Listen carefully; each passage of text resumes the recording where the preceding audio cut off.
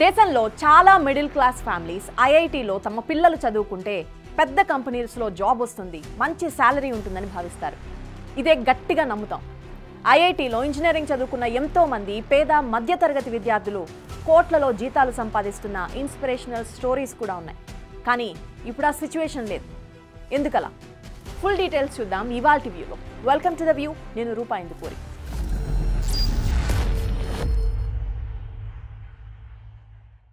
I'll start with some numbers. Recently, India Employment Report 2024 ప్రకారం అందరూ shock అవ్వాల్సిందే కొన్ని డీటెయిల్స్ చూస్తే. ఈ రిపోర్ట్ ప్రకారం ఇండియాలో ఇప్పుడు బాగా చదువుకున్న యువతకు ఉద్యోగం లభించడం కష్టం. వినడానికే కొంచెం ఆశ్చర్యంగా ఉంది. ఎందుకంటే బాగా చదువుకుంటే మంచి ఉద్యోగం వస్తుందని మన సమాజంలో అందరూ భావిస్తుంటాం. కానీ ఈ రిపోర్ట్ ఫైండింగ్స్ ఒక్కసారి చూడండి, మీకే అర్థమవుతుంది. దేశంలో ఉన్నత డిగ్రీలున్న నిరుద్యోగ యువత శాతం 29.1% ఉండగా 10th క్లాస్ లేదా ఇంటర్మీడియట్ వరకు చదువుకున్న వారిలో నిరుద్యోగుల శాతం 18.4%. అదే చదువుకోని యువత శాతం కేవలం 3.4%. సో ఏమర్థమైంది?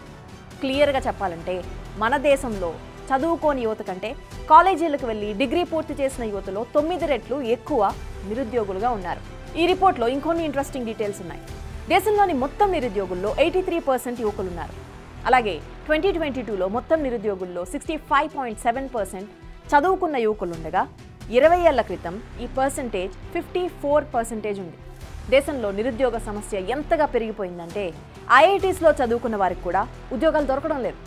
తాజాగా 2023-24 అకాడమిక్ ఇయర్కు గాను ఐఐటీ బాంబే ప్లేస్మెంట్స్లో 36% ఉద్యోగాలు లభించలేదు. ఈ ప్లేస్మెంట్స్ కోసం 2000 మెంబర్స్ అప్లై చేసుకుంటే 712 మందికి రిక్రూటర్స్ నో జాబ్స్ అని చెప్పేశారు. ఇలా ఈ ఒక్క సంవత్సరం మాత్రమే కాదు, 2023లో కూడా 33% మందికి ఉద్యోగాలు రాలేదు. ఐఐటీలో చదువుకున్న వారందరికీ 100% ప్లేస్మెంట్స్ దొరుకుతాయని ఇంతకాలం మనం వింటూ వచ్చాం. కానీ ఇప్పుడు ఆ సిచ్యువేషన్ ఉండదని దీంతో తేలిపోయాయి. ఐఐటీ బాంబేతో పాటు మిగతా ఐఐటీ క్యాంపస్లలోని సిచ్యువేషన్ కూడా ఒక్కసారి చూద్దాం. 2023లో ఐఐటీ ఢిల్లీలో 40%, ఐఐటీ కాన్పూర్లో 31% స్టూడెంట్స్కు క్యాంపస్ ప్లేస్మెంట్స్లో జాబ్స్ దొరకలేదు. ఇప్పుడంతా వింటే మీకే అర్థమవుతుంది, మీరెంత ఎక్కువ చదువుకుంటే మీకు ఉద్యోగం లభించే ఛాన్స్ అంత తక్కువ అని. ఐఐటీస్ అంటే ప్రపంచవ్యాప్తంగా మంచి క్వాలిటీ ఎడ్యుకేషన్కు పేరుగల ఇన్స్టిట్యూషన్స్. మరి ఇంత పెద్ద కాలేజెస్లో ఈ పరిస్థితి ఉంటే చిన్న చితక కాలేజెస్లో చదువుకునే వారి సిచ్యువేషన్ ఏంటి? ఇక్కడ మనందరికీ ఎదురయ్యే పెద్ద ప్రశ్న ఏంటంటే, కాలేజెస్కు వెళ్ళి చదువుకుని సంపాదించిన డిగ్రీలకు విలువ ఉందా లేదా? ఉంటే అది ఎంత? Let's do some interesting math. యావరేజ్గా హైదరాబాద్ లాంటి సిటీస్లో ఒక కాలేజ్లో ఇంజనీరింగ్ కంప్లీట్ చేయాలంటే 6 నుంచి 8 లక్షలు ఖర్చు అవుతుంది. ఇంజనీరింగ్ చేశాక నెలకొచ్చే యావరేజ్ శాలరీ 20 నుంచి 30 వేలు. ఇది సాధారణ కాలేజీలో చదువుకునే వారి సిచ్యువేషన్. మరి ఐఐటీలో రియాలిటీ ఎలా ఉందో ఒకసారి చూద్దాం. కెరీర్ 360 కంపెనీకి చెందిన మహేశ్వరి పెరి ఇండియాలోని అన్ని ఐఐటీ ప్లేస్మెంట్స్ 2021 డేటాని అనలైజ్ చేశారు. ఈ అనాలిసిస్ చూస్తే ఐఐటీ ఇన్స్టిట్యూషన్స్లో లక్షలు ఖర్చు పెట్టి 4 సంవత్సరాలు చదువుకుంటే 21% విద్యార్థులకు జాబ్స్ రావడం లేదు. ఈ సమస్యకు అసలు కారణం ఐఐటీల్లో ఉపయోగం లేని కోర్సులు చేయడం లేదా స్టూడెంట్స్లో కావాల్సిన స్కిల్స్ లేకపోవడం. ఐఐటీ రూర్కీ డేటా ఒకసారి చూద్దాం. ఈ అనాలిసిస్ ప్రకారం ఇంజనీరింగ్ ఫిజిక్స్ కోర్స్ చేసిన 60% స్టూడెంట్స్, సివిల్ ఇంజనీరింగ్ కోర్స్ చేసిన 35% స్టూడెంట్స్, ఇండస్ట్రియల్ ఇంజనీరింగ్ కోర్స్ చేసిన 33% స్టూడెంట్స్కు జాబ్స్ రాలేదు. ఐఐటి ఖరగ్పూర్లో బయోటెక్ ఇంజనీరింగ్ చదివిన 55% స్టూడెంట్స్, ఏరోస్పేస్ ఇంజనీరింగ్ చదివిన 33% స్టూడెంట్స్, సివిల్ ఇంజనీరింగ్ చదివిన 33% స్టూడెంట్స్కు ప్లేస్మెంట్స్లో జాబ్స్ దక్కలేదు.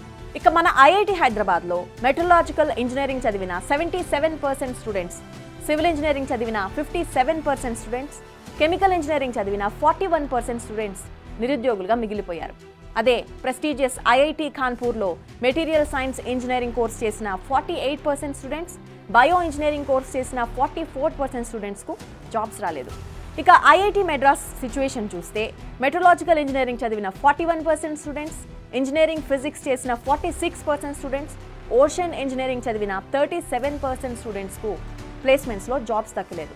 సో ఫైనలీ డేటాని ఒకసారి అనలైజ్ చేస్తే కోర్ ఇంజనీరింగ్ స్టూడెంట్స్కు ప్లేస్మెంట్స్లో జాబ్ రావడం కష్టమే. అంటే మన దేశంలో మ్యానుఫ్యాక్చరింగ్ సెక్టార్, కన్స్ట్రక్షన్ సెక్టార్లో దేశంలోని టాప్ ఇంజనీరింగ్ కాలేజెస్లో చదివిన టాప్ క్లాస్ కోర్ ఇంజనీర్స్కు జాబ్స్ దొరకడం లేదు. కానీ చాలామంది రిక్రూట్మెంట్ ఎక్స్పర్ట్స్ ప్రకారం పెద్ద పెద్ద కాలేజెస్లో చదువుకుంటే సరిపోదు. ఇప్పుడు కంపెనీలు కావాలనుకునేది మంచి స్కిల్స్ ఉన్న విద్యార్థులు. ఇంతకుముందు మనం సామాన్య కాలేజెస్లో ఇంజనీరింగ్ చేస్తే ఎంత శాలరీ వస్తుందో చూసాం. ఇప్పుడు ఐఐటీస్లో చదువుకునే వారి శాలరీస్ ఒక్కసారి చూద్దాం. ఎకనామిక్ టైమ్స్ డేటా ప్రకారం ఐఐటీలో చదివిన వారిలో కేవలం 4% స్టూడెంట్స్కి మాత్రమే ప్లేస్మెంట్స్లో 50 లక్షలు లేదా ₹1,00,00,000 జీతం వస్తుంది. ఈ 4% గురించే మనమంతా న్యూస్ పేపర్ హెడ్లైన్స్లో చూస్తూ ఉంటాం. ఐఐటీ, ఐఎం క్యాంపస్ ప్లేస్మెంట్స్లో ఒక్కొక్కరికి కోట్లలో జీతాలని. ఈ 4% టాలెంటెడ్ స్టూడెంట్స్ను చూసే అందరూ ఐఐటీల్లో సీట్లు సాధించాలని కష్టపడి చదువుతూ ఉంటారు. మరి మిగతా 96% స్టూడెంట్స్కు ఎలాంటి శాలరీస్ లభిస్తున్నాయో ఒక్కసారి చూద్దాం. ఈ మిగతా 96%లో 54% స్టూడెంట్స్కు 10 లక్షల నుంచి 16 లక్షల పర్ యానం శాలరీ జాబ్స్ దక్కుతున్నాయి. అంటే ఐఐటీలో చదువుకునే దాదాపు సగం మంది నెలకు యావరేజ్గా ₹1,00,000 జాబ్ చేస్తున్నారు. మిగతా 45% స్టూడెంట్స్కు కంపెనీస్ యావరేజ్గా 6 to 8 lakh salary packages offer చేస్తున్నాయి. అంటే నెలకు 50,000 మాత్రమే. మరి ఇలాంటి శాలరీస్ పొందే స్టూడెంట్స్ గురించి న్యూస్ హెడ్లైన్స్లో ఏముండదు. And one more important thing, high salaries పొందేవారిలో ఎక్కువగా కంప్యూటర్ సైన్స్, ఎలక్ట్రానిక్ కోర్సెస్ చేసిన వారే ఉంటారు. ఈ విషయంలో ఐటీ కంపెనీస్ తెలివిగా ఆలోచిస్తున్నాయి. ఐఐటీస్లో రిక్రూట్మెంట్ తగ్గించేసి ఇతర ప్రైవేట్ కాలేజెస్ నుంచి ఫ్రెషర్స్ను తక్కువ శాలరీస్కే హైర్ చేసుకుంటున్నాయి. అండ్ ఆల్సో ఐఐటీస్లో సీట్స్ డిమాండ్ పెరగడంతో గత కొన్ని సంవత్సరాల్లో కొత్త ఐఐటీ క్యాంపస్లు వచ్చాయి. ఈరోజు ఇండియాలో మొత్తం 23 ఐఐటీ కాలేజెస్ ఉన్నాయి. కానీ ఈ కొత్త ఐఐటీ క్యాంపస్లలో అన్ని రకాల ఫెసిలిటీస్ లేవు, మంచి ఫ్యాకల్టీ లేరు. మైక్రోసాఫ్ట్, గూగుల్ లాంటి కంపెనీలు ప్లేస్మెంట్స్ కోసం రావడం లేదు. ఇలాంటి సిచ్యువేషన్స్లో తమ స్టూడెంట్స్కు ప్లేస్మెంట్స్ చూపించేందుకు ఫిబ్రవరి 2024లో సంస్థలు ఎన్నో కష్టాలు పడాల్సి వచ్చింది. కంపెనీలు క్యాంపస్ ప్లేస్మెంట్స్ కోసం రాకపోయేసరికి పెద్ద పెద్ద కార్పొరేట్స్లలో స్థిరపడిన తమ పూర్వ విద్యార్థులను IIT, NIT, IIM Lucknow, bits Pilani management సహాయం కోరాయి. అంటే ఒక రకంగా జాబ్ రికమెండేషన్ అన్నమాట. అండ్ ఇంకోవైపు కొత్త వాళ్లకు ఉద్యోగాలు రావడం లేదంటే మరోవైపు ఐటీ దిగ్గజ కంపెనీలు ఉద్యోగులను తొలగించేస్తున్నాయి. గోల్డ్మాన్ సాక్స్, అమెజాన్, విప్రో, పేపాల్, నాస్డాక్ లాంటి కంపెనీలు వందల వేల సంఖ్యలో మాస్ లే ఆఫ్స్ అండ్ ఫైరింగ్స్ చేస్తున్నాయి. వీరిలో ఎక్కువగా ఐఐటి, ఎన్ఐటీల్లో చదువుకున్న వారే.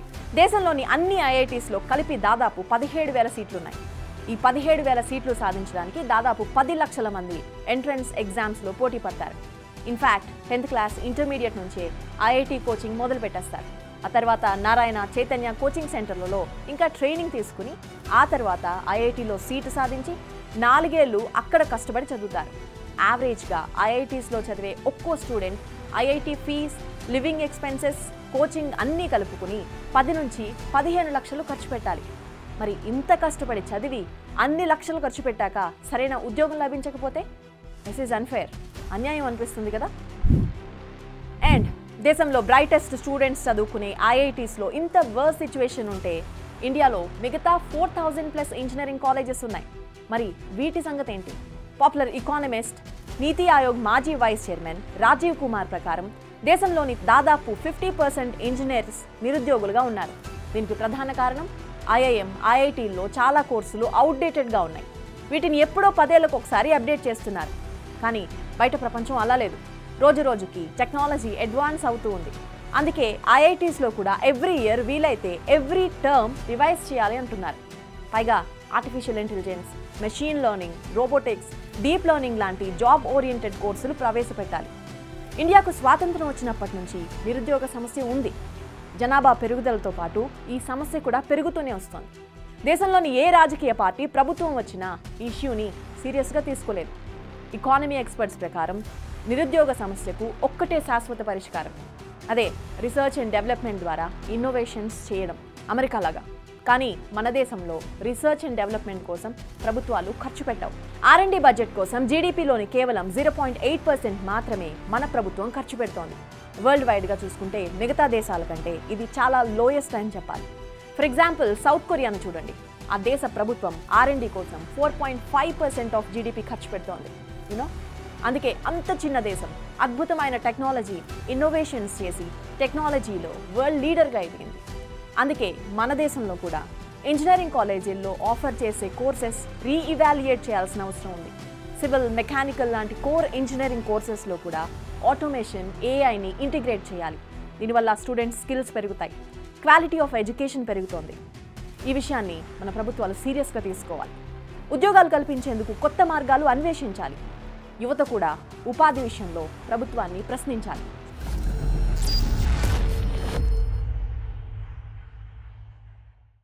ఇలాంటి మరిన్ని ఇంట్రెస్టింగ్ టాపిక్స్ కోసం ఇప్పుడే సబ్స్క్రైబ్ చేయండి బిగ్ టీవీ ద వ్యూ ఛానల్ని.